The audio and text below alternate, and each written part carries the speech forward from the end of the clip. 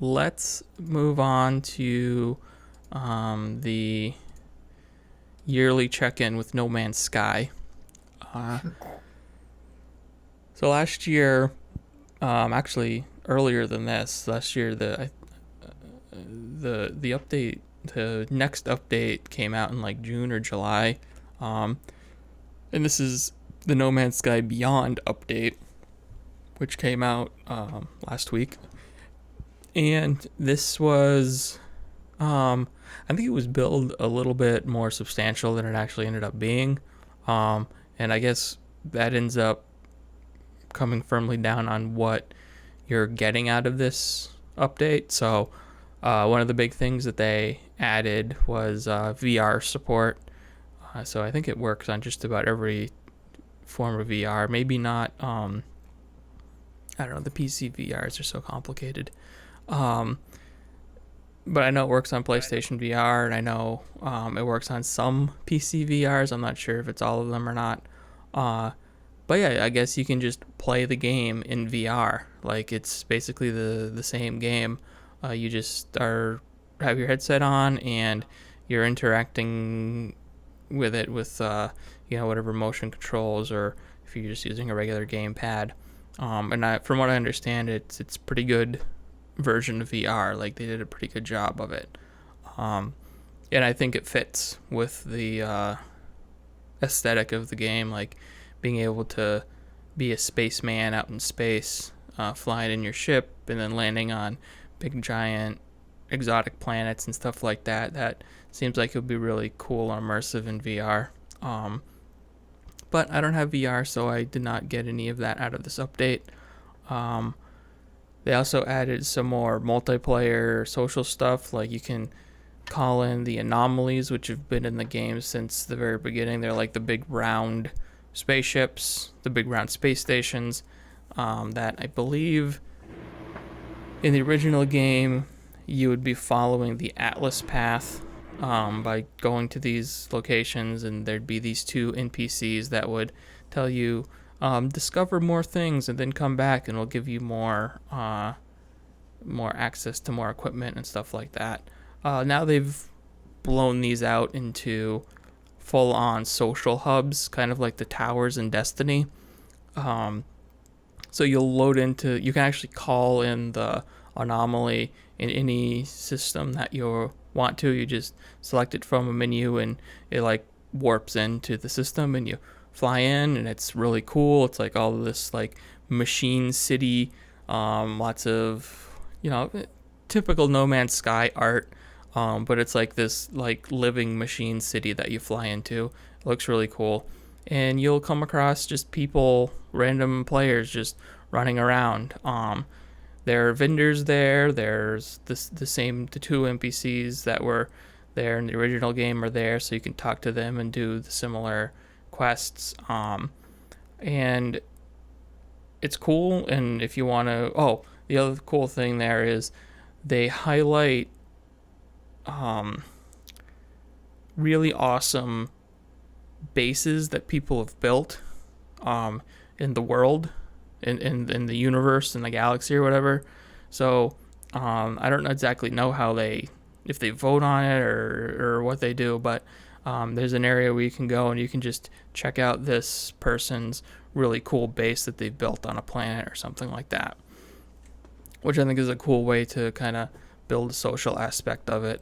And there are co-op quests too that you can take. So if you want to work with somebody to, build a shared base, or some other quests that may be easier with two people, two or more people, you can do that.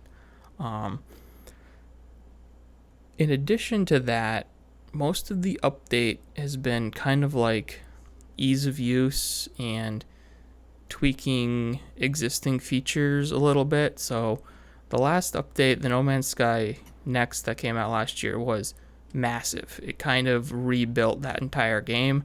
The core of, flying from system to system, exploring planets, collecting resources, the survival aspect of it was the same, but they added just like a whole bunch of quality of life improvements. They made a lot of the games simpler to understand, easier to get going in, and uh, just a lot of stuff like that. And they kind of revamped the look of it as well. It looks like, if you go back to that original game, it definitely looks a lot better now than it did back then. Um, and this is more of like a going in and tweaking some of the used to only be able to carry 250 of each type of material in your backpack. Now it's pretty much unlimited. So What? like, what's that? What? They've taken it out. They've Well, taken out that harsh limit. Oh yeah, wow. yeah, it's gone. Oh You shit! I can, didn't know that at all. yeah. So Oh. instead of having to have like, 3 stacks of a certain type of mineral in your backpack, it'll all just stack into one. So like you can have like a stack of, 2,000 carbon or 2,000 oxygen. Oh, Um, excellent. and it's the same thing with your ship. So you can, each stack in your ship can be unlimited as well. The only thing it doesn't apply to are actual items. So like the things that you can craft, like the metal sheets and Yeah. the batteries and stuff like that. A lot of those are still limited to like a stack of 5 or a stack of 10, but some of them have increased. So um, like I think like the batteries, you can have like 30 of them in a stack now or something like that. Um, Mm. so it just makes it easier. It doesn't. You still have to go and get the backpack upgrades, and the Yeah. drop pods and stuff like that in order to get a completely new empty slot in your inventory. But Mm. it does make it easier to just, you can just keep mining as much of a particular resource as you want, Yeah. because you found it, and you wanna hoard it, and it'll all just go into one stack. Um, That was my big frustration. The tiny loop of kind of collecting and stashing, and yeah, because it was so limited that it was a drag. So it yeah, sounds like it's less of a drag. yeah. It is less of a drag. It isn't quite as substantial as I thought it was when I first read the patch notes. Um, because like I guess my issue wasn't that it was the 250 limit. It was more, um, just the limited amount of slots you had in your backpack. Um, Mm. and this doesn't really help with that, because once you Oh, started getting all sorts of like technology modules and stuff like that, you started filling up yeah. that backpack really quickly, and Oh man. that's still there. Uh, Yeah. the only thing that they really changed in that respect is, you can move pieces of technology and install technology now in your backpack. Before, you have to just dismantle it Hmm. and then rebuild Yeah. it, but you can just move Yeah. it to a new slot. Um, Oh nice. so like the inventory is still a little confusing in this game, but so like in your backpack, you have your main inventory, and you can put anything you want in there, anything from minerals and items to technology upgrades and stuff like that. Then you have a separate technology tab, which Yeah. is much smaller than your main inventory, but it's dedicated just to technology pieces. So like Mm. you can install, like shield enhancements and jetpack Oh yeah. enhancements and stuff like that. And that had been there. I think, I'm not sure when that was added in, whether it was the No Man's Sky Next update or even before that. But that's expandable as well. So if you find one of those backpack upgrades, you can either put it in your inventory or you can expand your technology slot. Or there's also Oh. a cargo slot, and I don't Oh really yeah. understand now what that cargo slot is supposed to be for, because Yeah. previously it had been a spot where you could put materials and have a bigger stack of them, Mm. but now that you can have an unlimited stack in the main inventory, I don't really know what that cargo section is really used No. for.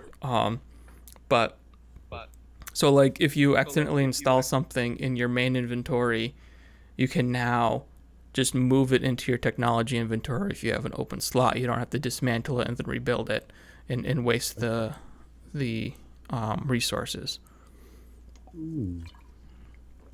So that's a big improvement.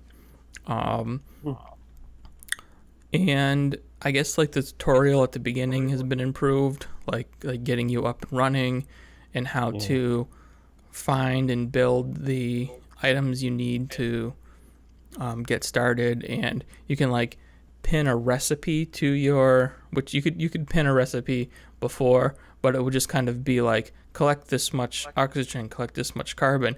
Now it kind of goes through step by step on how to make all of the things that you may need.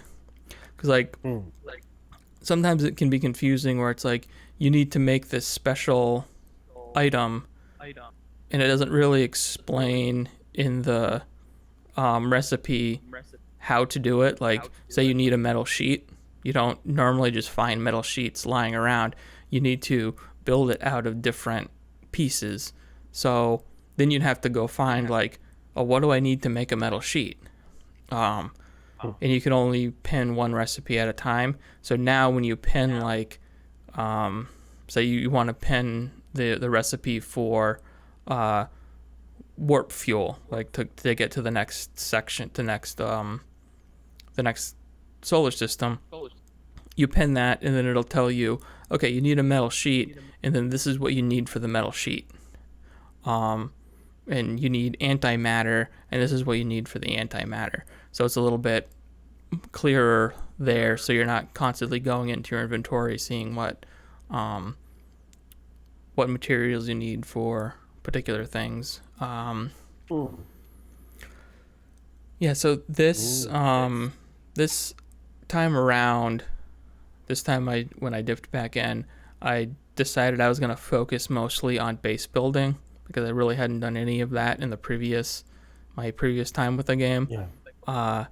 And this update added some stuff to the base building, specifically power requirements for the buildings, which wasn't there in the previous games, and it works pretty good. It's just like an extra layer of complexity, which whether or not you like that or not is completely up to you. But I kind of like it. It's not like a real annoyance. Basically, I've built a solar panel, and the planet I'm on is a very nice planet. It has a very nice atmosphere. Sun shines for most of the day, so I just connect a battery to that solar panel. Then I have enough power to run, at this point, everything I need, pretty much 24/7. So right now, anyway, it hasn't really been that much of a hassle. And I mean, I'm sure it'll get a little bit more complicated as I go along. The base building in this game's okay. It still feels like they need to put out a update that just addresses base building, like overhauls it in a big way, because right now the base building menu that you have to go through is very clunky and not very intuitive. Like you have to go through all these different levels. Like you open it up and there's like 3 different trees that you can go down. Then you go into the next one. Then you have to go into there, and then you finally get to the item that you want to build. And you kind of have to go through that entire menu every time you want to build something. So like if you're laying down like floor pieces, you got to lay down a lot of them in order to make a nice platform. So you're going through this menu a bunch of times. Build a floor. Build a floor. Build a floor. It'd be better if they if they made that a little bit easier, or like the same thing with like the power. You have to connect all the buildings with wires, which they'll go through buildings, so you don't have to worry about that. But in order to access the wire schematic, you have to go through a bunch of sub menus to get to the wire, and then click where you want it to start, click where you want it to end. And that can be a pain in the ass, especially if you're needing to run a whole bunch of wires or something like that. Um, I wish it was like a, pin to favorites or something like that. So in like 2 clicks, you could get to what you were looking for instead of um, the way it works now. Uh, so yeah, I think they could do a big overhaul with that, um, especially Mm. with where I'm playing games that are doing similar things like Satisfactory and even uh, like Astroneer did it better as well. Um, Mm. not that much better, but it did do it better. Um, but like something like Satisfactory is, it's a first person base building game, and it just has so many more like quality of life in terms of placing buildings and getting to what you want to get to quickly. Um, and I think they could take some, and even it even has running wires, and it works so much better than No Man's Sky does. So I think they could take some cues from the way that game handles base building and incorporate it into No Man's Sky. Um, Mm. yeah, really, the game is just. I think, like, we're gonna look back on No Man's Sky and look at it as a extremely important game, from a lot of different perspectives, um, Mm. and like having a game this huge and this substantial now having VR in it is one of those angles. Um, I think like the way that it has been like maintained and consistently updated, and the way the developer has stuck with it is something that we're going to remember in the long term. Like eventually, we're going to run out of the time period in which people are still, complaining about the way it launched and stuff like that. Um, and it's just going to be like what is this game going to be like in 5 years is kind of like the Mm. question. And and I think the lead up to that is going to be really interesting, and more of its legacy rather than the shadow of the way that it launched and the way Mm. people complained about it back then. Mm. Um, um, it's hard to say like if the next update, last year's update, didn't do it for you, this one probably isn't gonna either. Um, Mm. I don't know at this point. Um, whatever your complaint is about No Man's Sky, I'm not sure if like when they'll address it. Whatever those Mm. lingering complaints are, if you're out there listening. Um, Mm. I know, Lee, you said the inventory management, but I still don't think that they've completely solved that because my inventory is still constantly full. Um, Mm. Yeah, that was one of and the main things. yeah, I don't necessarily think the changes they made in this update are going to change that, because it's still Mm. just as um, time consuming to get a new um, slot upgrade on your backpack as Yeah. it ever was. Um, Yeah. I did find out in this update though that every space station you go to, there's Mm. somebody that sells a backpack upgrade Oh. that you can buy, and this isn't something new. Um, this has been in the game for a while. This is another thing about this game is like they're, as much as they are tutorializing now and giving you all of the things you need to get started, there's still so much to this game that they don't even allude to Mm. in tutorials, and it's hard to say whether or not that's a problem that of tutorialization, or if it's like how can you possibly do it, because Yeah. there's so many different ways to play the game. There's so many different different types of vendors, different types of upgrades, different types of ships, different ways to do all this different kinds of stuff. Like how do you, at a certain point, how do you like tutorialize that without it being extremely off-putting to either people who already know, people who are starting a new game and don't really want to deal with all of that because they know how to do it, or forcing you to do something you don't like to do because you have a tutorial pop up and you're like, I don't even care about that. Like, I was frustrated with like the building tutorials in the previous updates because I didn't want to do any of the base building, but it kept popping up and telling me I should be doing the base building. Yeah. So yeah, that's so I ended up going back to all of the space stations I had revisited and bought all of these backpack upgrades. So that was cool. I got to expand my backpack, and then just fill it back up with technology upgrades and stuff like that. Yeah, I think one thing that would probably help, and maybe they'll do this in a next update, is like that technology slot.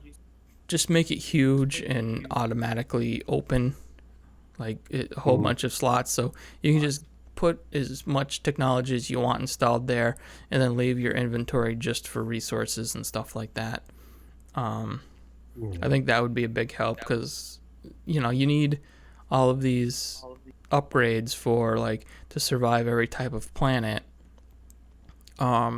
So you kind of have to take up these slots, otherwise you're gonna die instantly on like you're gonna land on a planet where it's 300 degrees out all the time, and as soon as you step out of your spaceship, you're gonna melt if you don't have the heat protection, or same thing with like acid protection or radiation protection or something like that. So just make that a little bit easier, a little bit more like you're not choosing between resource space and technology space or something like that. I don't know. I just think kind of there's not enough of the original core that you can't change, you can't remove, you can't refine that too much because it is what it is. That's part of the core. I don't think there's enough to bring me back. Although my ears pricked up, it's like, oh, you can carry more stuff. I don't think you could. I can see you just said about the 5-year plan. I could see me spending the whole of that 5-year plan running away from the 17 Sentinels because I stopped the time of shoelaces. That's another thing that they updated in this is they made Sentinels way less aggressive. They're not. So they used to like bug you almost every time you were mining anything, even on a low aggression planet. They don't do that anymore. Like it's almost difficult to find Sentinels on a low aggression planet now. They're not just floating around everywhere anymore. They really only show up if you like, there are those special buildings that are locked that you got to shoot the door down. They'll appear there. And then there are like the ruins that you'll trigger them when you pick up one of those special gravitino balls or whatever. That'll trigger them to appear. But otherwise, unless you land on a planet that is specifically the characteristics of that planet is the Sentinels are like frenzied or extremely aggressive or something like that. Like on the planet that I built my base on, I haven't seen a Sentinel on that planet since this new update. Yowzers. So maybe change. Maybe that's something that will help you deal with some of that, because they're less like Michael Myers from Halloween, you mean, where they just appear behind you every 5 seconds. Right, basically, yeah. They also do a better way of like showing you where they are when they are around. Like there'll be a little arrow on the HUD telling you, hey, there's one over here. But other than that, like I said, I haven't seen any on the planet that I'm building my base on since the update. So that used to be annoying too, because even if you took off, there's a chance that they were going to follow you into space. And that was extremely annoying because they just keep coming. There's nowhere to hide in space. On the planet, you can dig down deep and hide, but there was nowhere to hide in space. So they would just keep coming, and you'd have to deal with them. Mm, So yeah, that's another thing that they changed. that's not too bad. Yeah. What about you, Derek? What would get you into No Man's Sky? I enjoyed it when it came out. So for me, it would just be like, maybe, I'm not sure how much is it right now? Do you happen I to don't know? know. I think on consoles it's 50. I don't know if it's if that's changed or not, or if it's on sale. I'd probably say like if a decent sale comes out, I'd jump back into it because I enjoyed it when it came out. But like I was talking to you like earlier in the weekend, I think it's something where I just need to scrap the save I have and just restart and dive back into it like that. Yeah, that's what I would say. Just so you can experience all the new stuff too, like the new Yeah, tutorials, and learn from the beginning on how things work. Because they've updated, like I said, everything is kind of the same, but the way to get there is different now in a lot of yeah, ways. because like I tried to jump back into it when Next came out, and Roxanne was trying to help me some, and I was still like, "What? I'm lost." Okay, now I have nothing because I couldn't carry anything. Yeah. So she'd have to try to like jump to another planet, grab stuff, bring it back for me, and then try to make something so that then could follow her out somewhere. So I think it's just one of those things where I just need to scrap what I've already done and just restart. Yeah, I'd also say that if you do start over, make sure you figure out how to survive on your own. Because if you end up like if you play with somebody and they're doing that, like going to another planet for you and collecting resources, you're not going to learn what you need to do in order to survive in the game. Yeah, it was just like I don't know what happened when I was playing it the first time. I think what happened was I just got like sick of whatever I was doing, and I just started to like jump to try to get somewhere different, and got like a couple shitty planet seeds. And then by the time I jumped so far, I just had used so many resources that I was like, well, crap, now I'm kind of just stuck here. Yeah. And sometimes you get a bad roll on your starting planet. There's no shame in like starting, scrap it and restart. Yeah. If you end up on like a super deadly toxic planet or something like that, just start over. Because that will definitely happen. I think the few times that I've started on, every time I've started on like a super cold ice planet, and I just either get off it as soon as you can, or just restart until you get a planet that you can at least survive more than 5 minutes on without dying. Yeah, because like I think that was pretty much what it was. Like I did all these jumps to try to just like progress myself that much farther in the Atlas path, and then all of a sudden I got to where I couldn't go any further and had to farm out some more stuff and just got screwed with the world I was on. Yeah, there's like another story path too. You can do Artemis and Apollo. They're kind of like a different story path. That's what that just goes back to, like, how do you tutorialize all of this stuff? Right. It's crazy.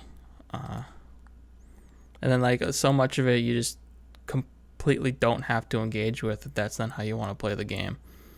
Like if you just want to sit on a planet and build forever, you can do that, and all of this other stuff can just float by you without you needing to worry about it. All right, well, I spent a little bit more talking about No Man's Sky than I thought. That's pretty standard. Thank you for joining us on this very special episode of Voxel Viewpoint. If you'd like to hear or see more, please consider subscribing to us on your favorite podcast app, subscribing to us on YouTube, or visiting voxelvoice.com, where all of our great content comes together in one place. Also check out the Voxel Voice Facebook group, where you can join in on the discussion with a great, like-minded community.